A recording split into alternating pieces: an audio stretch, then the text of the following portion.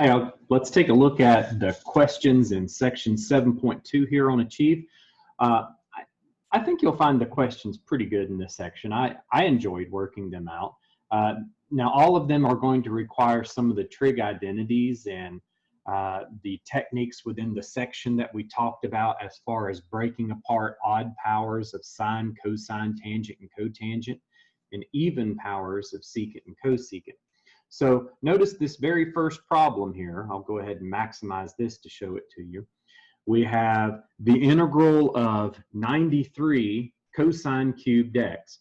As soon as I saw that cosine cubed x inside the integral, I knew I needed to break that apart. So I did. I know cosine cubed is cosine squared times cosine. Cosine squared can be rewritten as 1 minus sine squared.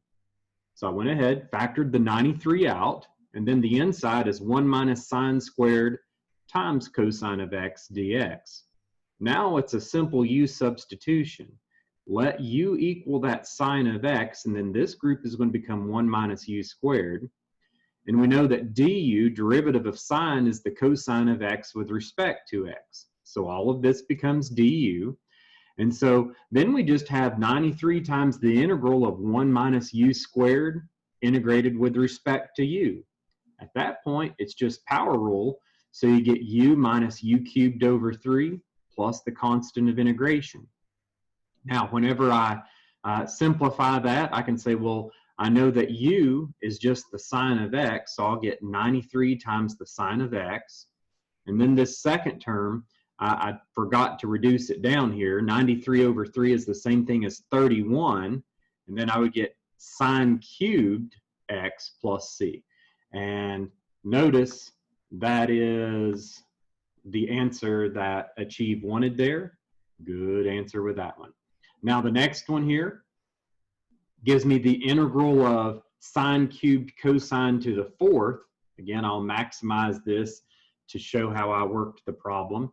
Well, sine cubed cosine to the fourth integrated with respect to x. So I go in. You always pick odd powers of sine, cosine, tangent, and cotangent.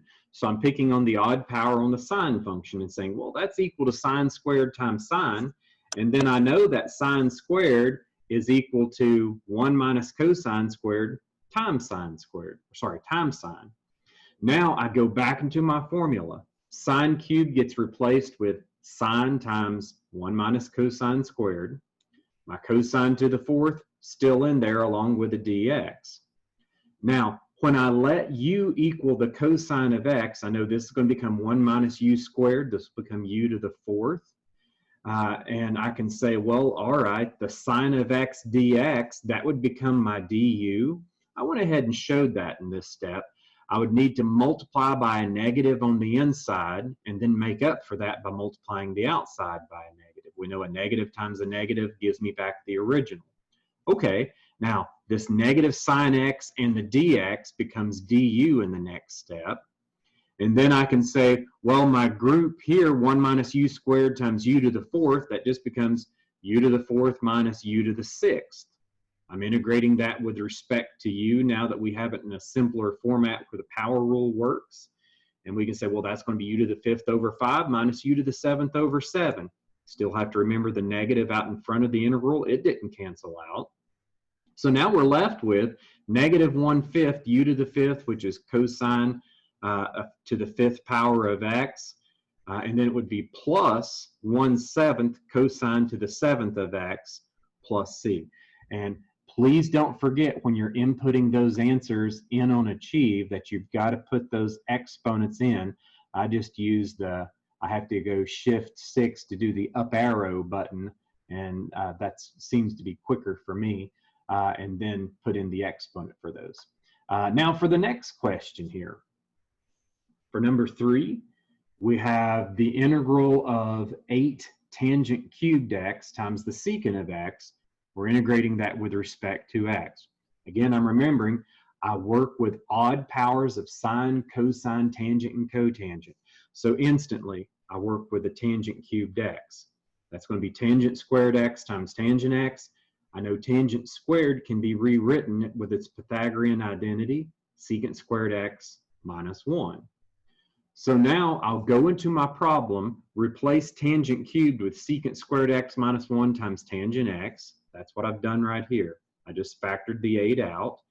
And so tangent cubed gets replaced with tangent squared times tangent. I went ahead and put that tangent at the very end, and the remaining secant I put in front of it. Order of multiplication is irrelevant. However, I like it in this order because it makes it more obvious for the next step. Now that next step is letting u equal the secant of x. Well, the derivative of the secant is secant tangent with respect to x. And I can see I have that secant tangent in there. Every bit of that is going to become du. So we have the integral of u squared minus 1 integrated with respect to u. At that point, again, it's just power rule. You get u to the third over 3 minus u.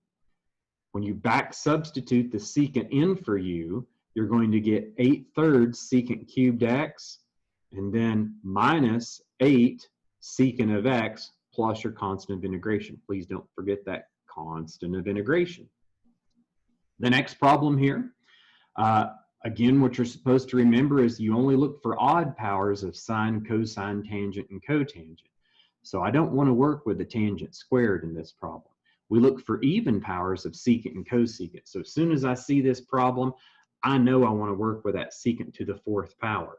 So I work with it by saying I break all but 2 powers of it in terms of another function. Well, secant squared, its Pythagorean identity is 1 plus tangent squared x. So I can say, all right, I'll replace secant to the 4th x in the problem with this, and good things will happen. So I do that. I factor out the 4. The tangent squared x I left alone. The secant to the 4th I wrote as 1 plus tangent squared times secant squared. Now we're integrating this with respect to x. We can do that if we do a substitution in here and say, well, I'm going to let u equal the tangent of x.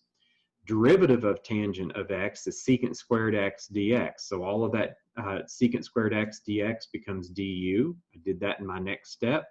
Now where did this come from? Well, you could easily distribute that tangent squared through this group and you get tangent squared plus tangent to the 4th. That's going to become u squared plus u to the 4th. Now you can just integrate with your power rule. That u squared becomes u to the 3rd over 3. U to the 4th becomes u to the 5th over 5. We're multiplying all of that by 4. So I went ahead and multiplied by 4 and put it back in terms of tangent at the same time. We have 4/3 tangent cubed x plus 4/5 tangent to the 5th x plus your constant of integration. Now for the next problem here, I had to go to another page. And for this first one here, I was looking at the cotangent cubed of 9x integrated with respect to x. Cotangent is going to be simplified similar to how they have to do the tangent, where you have to call it sine over cosine. Well, cotangent's cosine over sine. That's the first step I did. So I said cotangent cubed is just cosine cubed over sine cubed. And then after I did that, I went ahead and said, well, that cosine cubed, now that I have that, I know that I always like to work with powers of odd powers, I should say, of sine, cosine, tangent, and cotangent. Now, again, I really didn't want to work with the odd power on the original cotangent function. That wouldn't have helped too much. But now I work with the odd power on the cosine function within it. So I can say, well, that's cosine squared times cosine. That cosine squared I can rewrite as 1 minus sine squared of that angle 9x times the cosine of 9x. At that point, it's perfect notation for substitution to help out.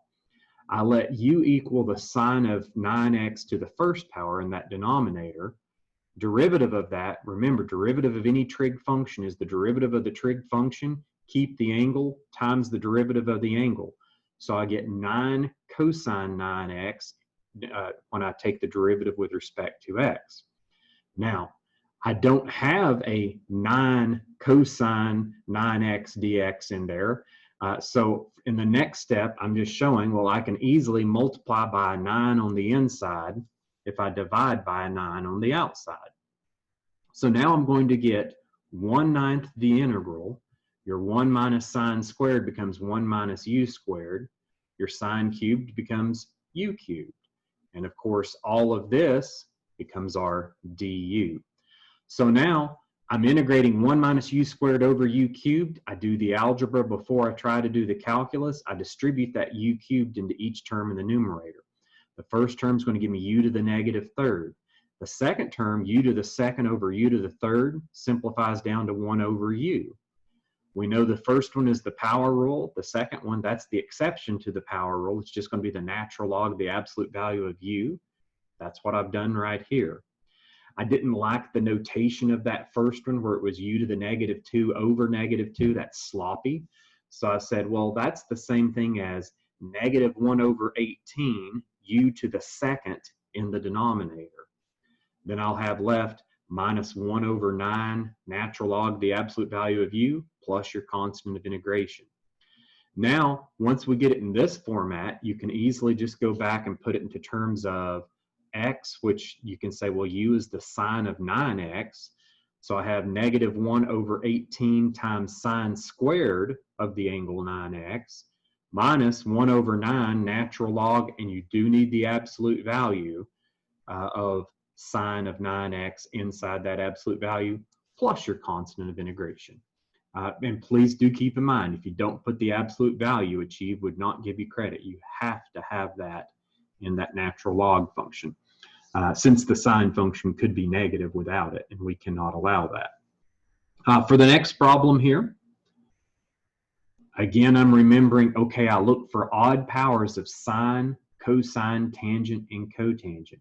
So as soon as I see this problem, I'm thinking, well, I want to work with that odd power of the cotangent. And the way that I'll work with it is call it cotangent squared times cotangent. Cotangent squared is equal to, its Pythagorean identity is cosecant squared x minus 1. So now I go back into the problem and replace cotangent cubed x with cosecant squared x minus 1 times the cotangent. The cosecant was already there, the dx was already there. Now I'm going to let u equal the cosecant. If I let u equal the cosecant function, its derivative is negative cosecant cotangent when I take the derivative with respect to x. Now, I didn't see a negative cosecant cotangent blatantly in there, or at least not the negative. So in the next step, I'm multiplying by a negative on the inside and a negative on the outside. Also notice what I've done in this step. I realized I only needed 1 power of that cosecant to go along for the du. So I took 1 power of that cosecant and I distributed it through this group, and it became cosecant cubed minus cosecant to the first. Then I have my other cosecant remaining right here, along with the cotangent and the factor of negative 1 that I had to put in there, and the dx. Every bit of this becomes du in the next step. This is going to become u cubed minus u in the next step. So now I have the negative integral of u cubed minus u. We use the power rule. That becomes u to the 4th over 4 minus u squared over 2. Then after you do that, you can plug back in your cosecant function and say, well, this is going to be negative 1/4 cosecant to the 4th x. And then you would have negative times a negative, that's going to be plus 1/2 cosecant squared x plus your glorious constant of integration.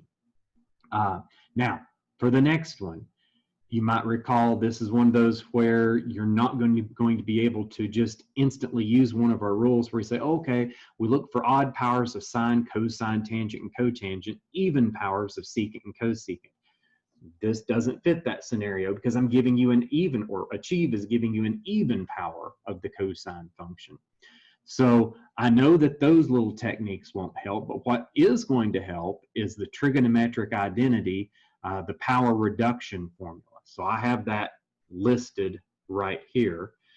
So first thing I did, just to make the power reduction formula a little bit more easy, is I wanted to go ahead and get rid of the angle here and just have an angle of u. So I did that. It doesn't help a whole lot, but it helps a little. So I said, I'm going to let u equal 5x plus 5, and then du is going to be 5 dx. So in order to do this substitution, I know I would need to multiply by 5 on the inside, divide by 5 on the outside. That's what I've done. divide by 5 on the outside, and then the 5 dx on the inside is going to become du.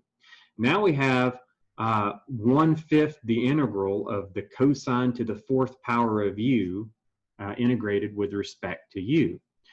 In order to do that integral, I'm now showing the work. I'm showing you this is how I simplified that. I'm not worrying about the integral yet. I'm showing you how I simplified the cosine to the 4th of u inside of that. I know that cosine to the 4th is just cosine squared squared. Well, I have the squared on the outside. This is equivalent to cosine squared on the inside.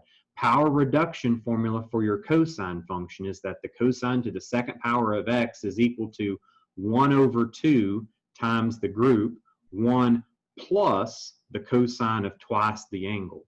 So if I want to reduce the power from the 2nd power to the 1st power, all I have to do is multiply by 1/2 and then 1 plus the cosine of twice whatever that previous angle is.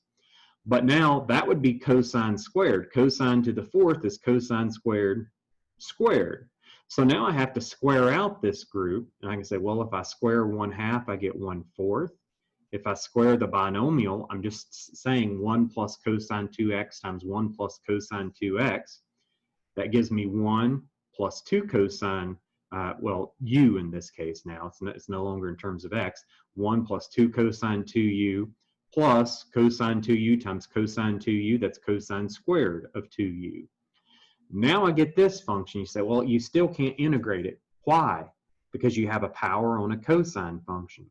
I need to use the power reduction formula yet again. Notice I just left the first 2 terms alone, but that 3rd term in there, I said, well, what's cosine squared of 2u? Power reduction, you always say 1/2 times the group, 1 plus the cosine of twice the angle. Well, the angle was 2u, so now it's 4u. Please keep in mind that 1/2 is out there always. I've seen some students that want to make a mistake. They'll think that whatever this number and this number is always the same. That is not true. It's not 1/4 the group. It's always 1/2, 1 plus the cosine of twice the angle. Now when I simplify this expression, I'll leave the 1/4 out in front, but on the inside I'll have 1 plus 1/2. That's where I'm getting my 3/2.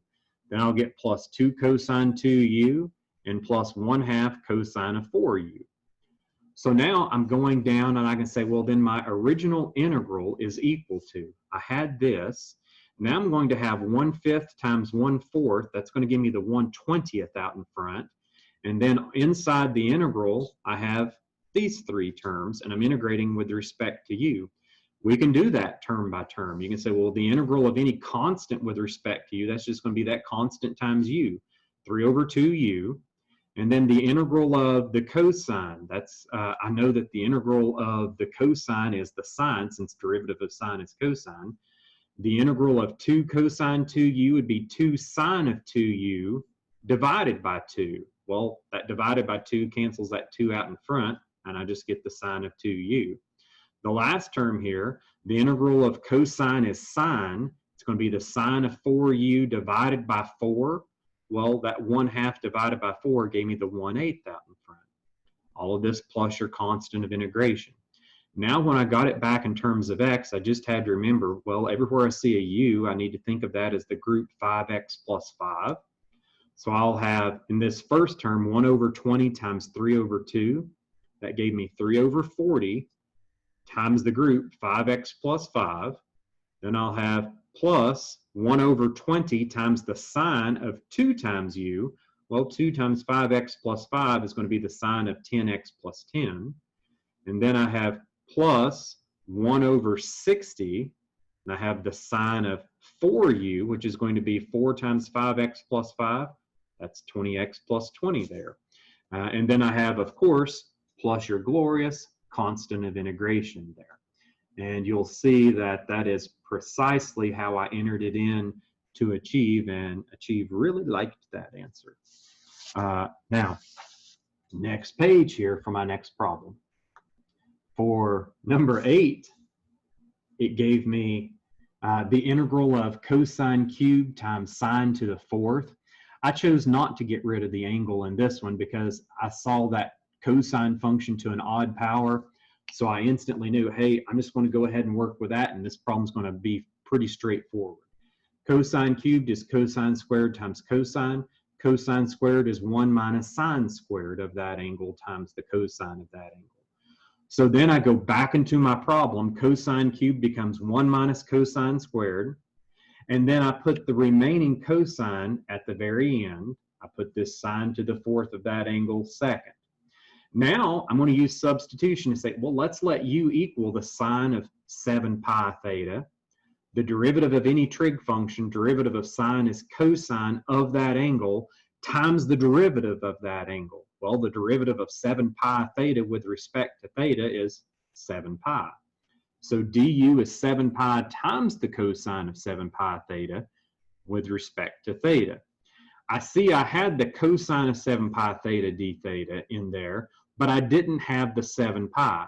So what I've done without showing it in this step is I've went into the inside and multiplied by 7 pi, so I could call all of that du. But if I multiply the inside by 7 pi, then I have to divide the outside by 7 pi. That's where this came from right here, and it's kind of sloppy there. My 7 kind of ran into my equal sign. 1 over 7 pi on the integral. Once you do that, the cosine 7 pi theta d theta times 7 pi becomes du. The rest of it, you could just distribute this through. It becomes sine to the fourth minus sine to the sixth, which now with the substitution becomes u to the fourth minus u to the sixth. At that point, we can just integrate with our power rule. I'm not sure what happened to this 1 here. It got messed up. 1 over 7 pi times the group. I'll get u to the fifth over 5 minus u to the seventh over 7 plus that constant of integration. Then I said, well, I know u is just the sine of 7 pi theta. So I went back and I said, well, this is going to be 1 over 7 pi times 1/5 sine to the fifth of 7 pi theta minus 1/7, and I had sine to the seventh of that angle 7 pi theta plus c. Now, I personally liked this answer, and I would have stopped there. I tried entering that into Achieve, and Achieve did not like it. You'll see that for this question here, it actually took me 3 attempts because I tried rewriting it a different way. But they did not like it when I put that is a correct answer. There are no mistakes there. But the answer that Achieve wanted was when you distribute through here and just get the unfactored version. So the answer I had to put on Achieve was 1 over 35 pi times the sine to the fifth of 7 pi theta minus 1 over 49 pi sine to the seventh of 7 pi theta plus c. Actually, I think this might have been one of the ones that I reported and they fixed. Let me look again real quick. It is. It is. So notice they actually did accept that factored answer. So they did not initially, but I complained to their customer support. So now they are accepting it. So either answer there is fine. Initially, they were only accepting this answer, but you can do the unfactored or the factored answer. So you can circle that one or that one. The next one here, for number 9, we have the integral of cosine to the fifth over sine cubed. Typically, whenever you're trying to do these problems, you think, well, I know I normally set u equal to terms in the denominator if I'm trying to do substitution. So I would rather work with that cosine to the fifth in the numerator and try to simplify it out. And the reason I'm suggesting that in the first point in this one is because we know that we can work with odd powers of sine or cosine. However, only the cosine is the correct choice in this problem because we need to do a u substitution of u equaling the sine function. So I work with the odd power of the trig function in the numerator. And I say, well, cosine to the fifth is cosine to the fourth times cosine. Cosine to the fourth is equal to 1 minus sine squared quantity squared. That's all I've done there. This is equivalent to cosine to the fourth of 13x. 1 minus sine squared of 13x quantity squared. Now I have the remaining power of cosine x right there, in this case cosine of 13x right there.